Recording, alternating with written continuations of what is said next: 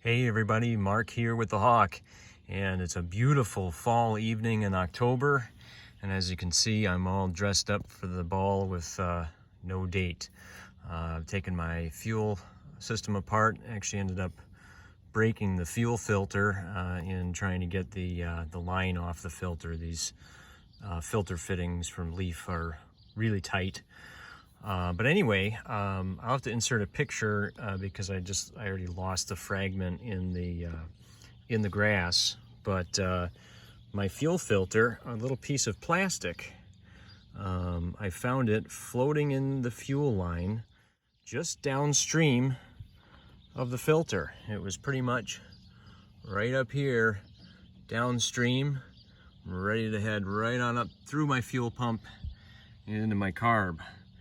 So I just fueled up, brought it out of the hangar, was just beginning my pre-flight, and looked in my fuel line at the filter, and filter looked good, but just upstream of it there was a little fleck of plastic.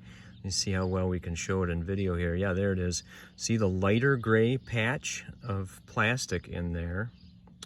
I found the piece that came off of there floating, just sitting right in the line, and I got some decent iPhone sort of macro pictures of it in my hand.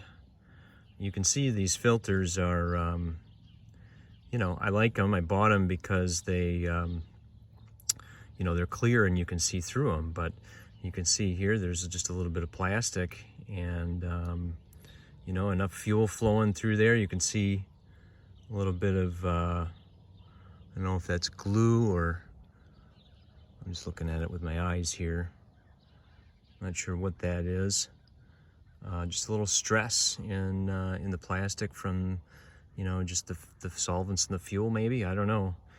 But anyway, that was in my line, and I was looking forward. I haven't flown in about 3 weeks, just weather-wise, and it's a beautiful night out here at Wilkie Field. The sock is limp. Boats are already lining up to get stored in the pole barn with my airplane and my friends' airplanes. And we're going to be quickly heading into winter here. So not happy to find this, especially with a fuel filter that is new at the beginning of the season. So no joy in Mudville today, but you know, the better part of valor, don't fly when something's not right. So that's why we pre-flight.